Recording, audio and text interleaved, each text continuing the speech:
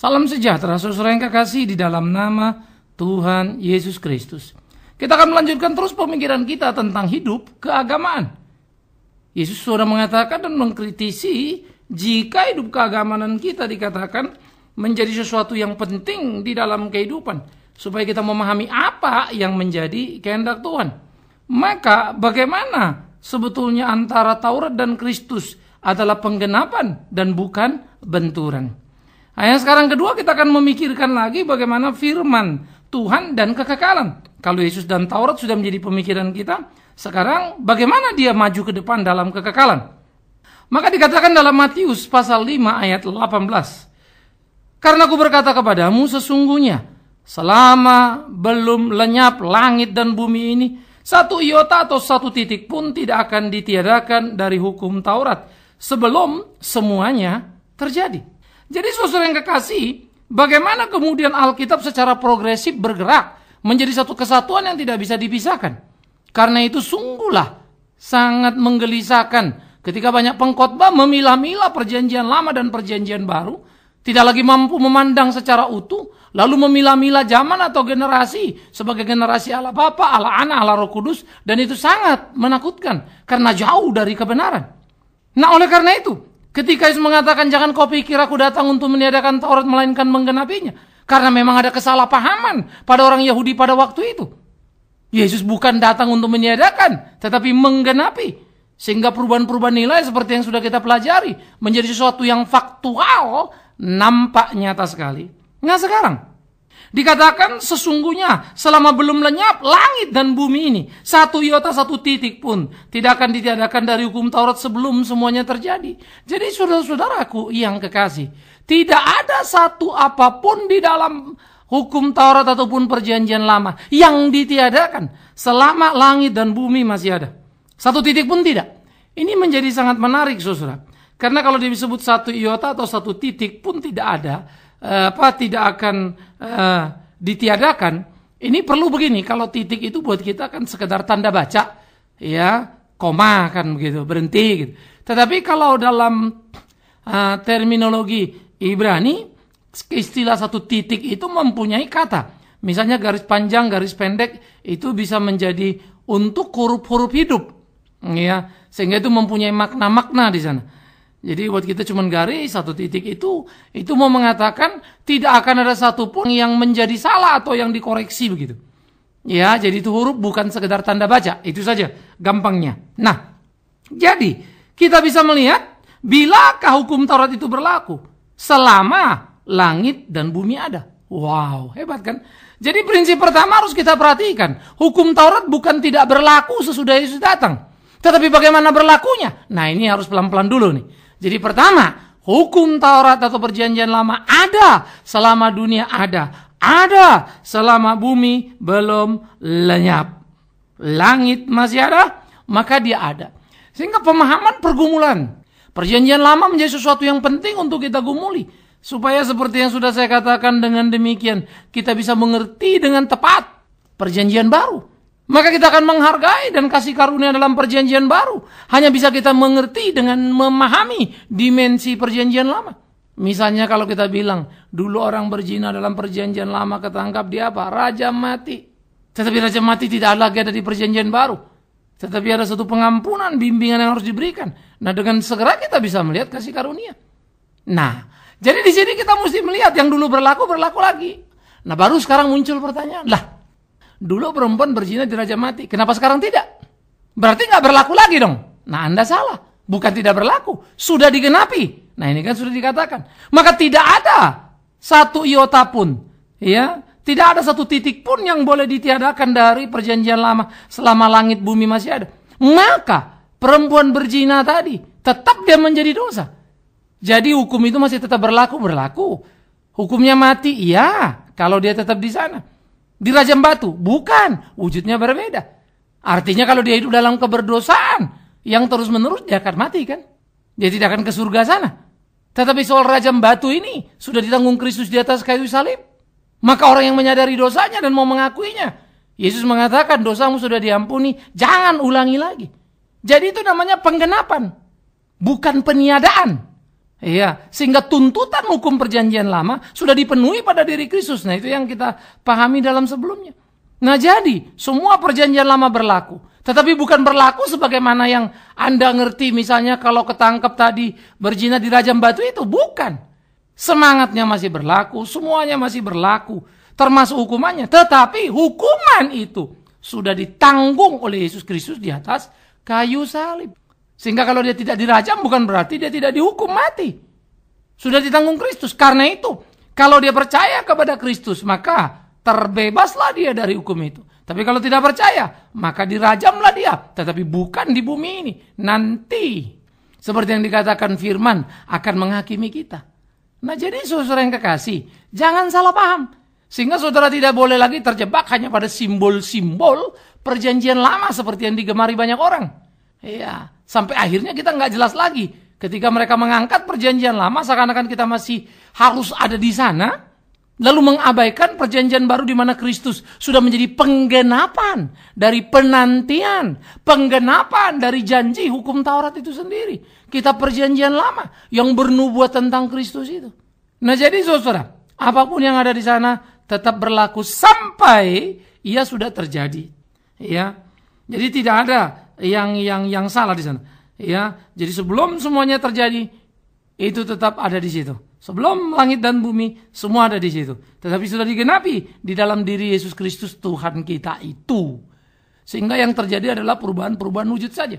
Nah, karena itulah saudaraku yang kekasih, bagaimana kita belajar dan menanggung, menghidupi kehidupan kita sehari-hari. Bagaimana kita bergerak dalam pertumbuhan kita. Ya, sehingga dengan demikian kita betul-betul mengerti apa yang menjadi kehendak Tuhan. Mari saya akan ambil satu contoh lagi, misalnya seperti poligami. Banyak kemudian orang-orang Kristen yang berpoligami bilang, ini tentu alasan saja. Loh, nabi-nabi aja apa poligami. Abraham poligami, Yakub poligami, Daud poligami. Kenapa kita nggak boleh? Saudara-saudara, rupa-rupanya kita mau bersembunyi di balik kata-kata atau nama Abraham. Kita lupa Abraham sudah melakukan kesalahan pada waktu poligaminya. Kenapa? Karena dia mengakibatkan kekacauan, ketidaksabaran menunggu pertolongan Tuhan. Daud hancur karena poligaminya. Yakub berantakan anak-anaknya karena poligaminya. Dan Yesus berkata dalam Matius 19, kenapa ada surat cerai dikeluarkan oleh Musa? Kenapa itu sampai terjadi poligami? Karena manusia tegar tengkuk. Loh, jadi Daud masuk di situ. Yes, termasuk Abraham. Itu kesalahan. Jangan lupa, Abraham adalah bapak orang beriman, tapi bukan orang tidak berdosa. Nah, ini perlu untuk dipahami. Jadi kita tidak bersoleh, bersembunyi kemudian karena mereka bikin seperti itu lalu kita ikut, itu salah kok. Iya. Apa saudara kemudian nanti mau bilang istrimu bukan istrimu demi menyelamatkan dirimu seperti pernah dilakukan Abraham, tapi dia tahu itu salah dan dia harus merubahnya. Itu menjadi kelemahan dia di satu sisi. Iya kan? Nah, jadi saudara mesti melakukan begitu. Apakah kemudian juga saudara akan berlaku seperti Abraham? Disuruh Sarah menikahi Hagar, iya. Disuruh ngusir juga, iya. Waduh, gendeng sekali bukan? Nah, jadi jangan bawa atau contoh main comot seenaknya. Karena Kristus sudah mengembalikan segala sesuatu ke titik semula yang seharusnya. Apa sebenarnya maksudnya ini? Kemana tujuannya ini? Nah, sehingga ketika itu terjadi penggenapan, perjanjian baru di dalam Yesus Kristus Tuhan itulah yang menjadi ukuran. Karena semua dari perjanjian lama itu seperti sebuah pergerakan dari berbagai arah kepada satu titik tujuannya, yaitu Yesus Kristus Tuhan itu. Nah, jadi ini saudara mesti mengerti. Sehingga dengan demikian kita bisa menikmati betul-betul baik semangat perjanjian lama maupun semangat perjanjian baru. Sehingga kita memang tidak boleh lupa kenapa dibicarakan ini dalam konteks PL. Oh, konteksnya ini perjanjian lama, situasinya seperti apa, pesannya apa sebetulnya yang utama dari intinya. Seringkali orang membicarakan hanya fenomenanya lalu memperdebatkannya. Maka kita seringkali kehilangan maknanya dan itu sangat berbahaya. Nah, saudara-saudaraku yang kekasih di dalam Yesus Kristus Tuhan, pemikiran-pemikiran seperti inilah yang perlu untuk kita tumbuh kembangkan supaya kita terus bertumbuh di dalam apa yang menjadi kehendak Tuhan dan hidup kita boleh menjadi hidup yang menyenangkan hati Tuhan. Nah, saya pikir ini menjadi sesuatu yang perlu untuk terus kita kembangkan dalam kehidupan kita itu sendiri. Bagaimana hidup yang sesuai dengan kehendak Tuhan itu. Nah, inilah yang harusnya kita lakukan. Inilah yang seharusnya kita jalani di kehidupan kita. Sehingga apa yang kita lakukan, bagaimana firman itu bergerak kepada dan di dalam kekekalan menjadi satu bagian yang tidak boleh Anda buang sedikit pun. Maka dikatakan jangan tambah, jangan kurangi. Jadi yang ada jangan dikurang-kurangi. Tapi juga jangan ditambahi. Karena itu akan ada sebagai nilai yang kekal. Nah, jadi nilai kekal di dalam ukuran kebenaran firman yang utuh baik perjanjian lama dan perjanjian baru itu harus ada dan menguasai seluruh aspek kehidupan kita. Jadi saudara tidak bisa memilih yang enak buat saudara lalu mengabaikan yang tidak enak buat saudara. Sama seperti banyak orang hanya bicara sekarang tentang kasih karunia Yesus Kristus, itu mulu yang dia omongin. Tentang mujizat yang terus-menerus kita bicarakan. Tidak ada yang salah dengan mujizat, tidak ada yang salah dengan berkat. Tetapi melupakan sangkal diri pikul salib. Mesti seimbang dong, kan gitu ya. Beritakan semua, jangan dicomot-comot seenaknya.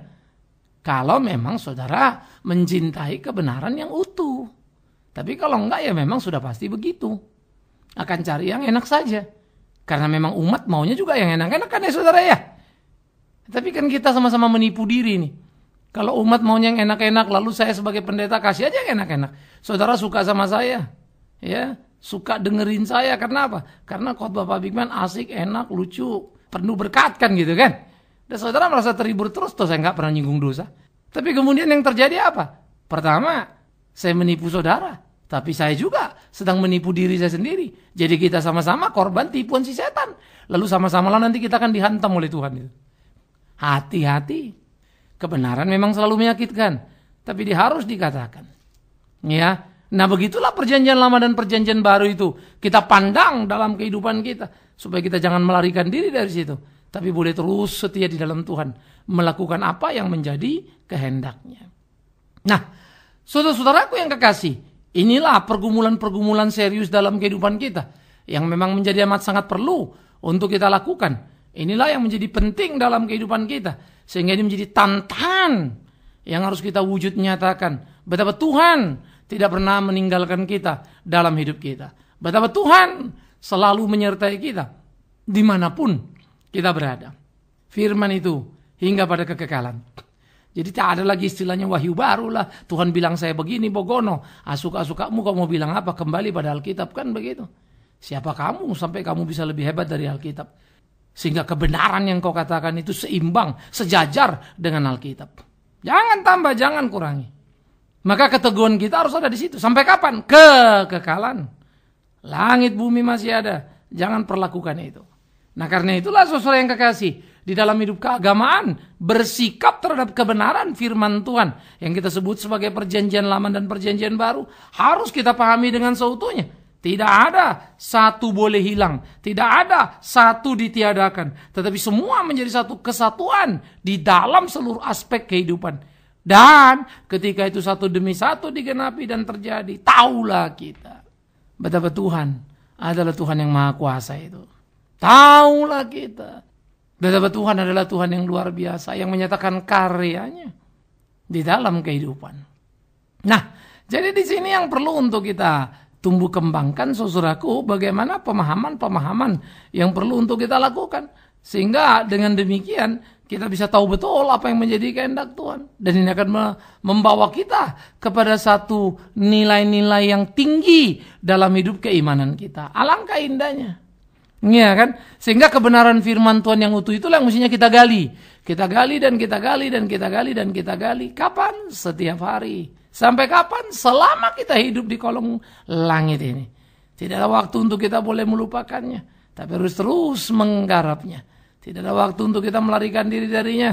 Tetapi terus menaklukkan diri kepadanya. Maka biarlah setiap apa yang kita lakukan dalam hidup kita. Yang menjadi kehendak Tuhan kita. Sungguh-sungguh boleh menjadi sesuatu. Yang membawa kita pada pertumbuhan iman yang benar. Iman yang sejati. Nah jadi, saudara-saudaraku yang kekasih. Di sinilah kita bisa melihat bagaimana kebenaran firman yang bersifat kekal. Kenapa? Karena Allah yang berbicara adalah yang kekal. Nah ini menjadi keunggulan mutlak. Saya sebutnya keunggulan mutlak dari Alkitab. Ada banyak buku di dunia ini Ya, yang namanya ensiklopedia itu American atau apapun, British misalnya, nah itu tiap tahun ada saja muncul tambahannya itu. Ya, terus, nggak pernah selesai itu. Dan tidak pernah menjadi lengkap itu. Tapi pada waktu saudara membaca Alkitab, hebat sekali. Semua buku yang saudara baca, biar kata lebih tebal dari Alkitab pun, tidak ada yang bersifat lengkap, tidak ada yang bersifat kekal. Dan tidak perlu dikoreksi. Cuma satu Alkitab. Ribuan tahun dia dicurigai, ribuan tahun dia dilawan, ribuan tahun dia dibongkar pasang. Tetapi selama ribuan tahun itu pula, terbukti Alkitab memang luar biasa. Ya, kalau nggak ada sudah rubuh pada dirinya. Kebenaran-kebenaran itu bergerak terus secara luar biasa. Mari saya ajak saudara misalnya melihat betapa hebatnya Alkitab ketika 2000 tahun lalu Yesus mengingatkan poligami tidak baik. Tidak boleh. Nah, zaman sekarang ini jangan bicara agama dulu ini. Ya, era di mana manusia gila-gilaan dengan HAM misalnya kan ya. Gila-gilaan dengan emansipasi. Siapa lagi yang mau jadi istri di madu? Kecuali karena tujuan ekonomi. Iya kan? Kecuali karena memang tidak berdaya untuk membela diri. Kecuali ada keuntungan yang bisa diperolehnya. Tapi kalau original begitu ya, sesungguh-sungguhnya karena cinta. Omong kosong lah itu. Jadi Alkitab benar. Bayangkan 2000 tahun kemudian baru kita akui. Semua orang harus bilang dong, iya ya pernikahan Kristen paling aman. Karena tidak membenarkan perceraian, tidak membenarkan poligami. Ya. Nah, sekarang mari kita lihat dunia yang bercerai. Cerai ini, cerai itu, anak berantakan. Sekarang bertanya, apakah ada perceraian yang berhasil dengan baik? Enggak ada kan. Semua jelek. Lalu ada yang bilang, oh Pak, kalau aniaya Pak digebukin, dipukulin, orang mesti cerai dong Pak, misalnya ya. Saya jawab gampang saja. Kalau kau karena dia aniaya dipukul kau cerai, itu mas soal biasa. Yang hebat kalau kau bisa mengampuni dan hanya itu berubah menjadi cinta kasih. Itu panggilan kita. Saudara pikir baik-baik.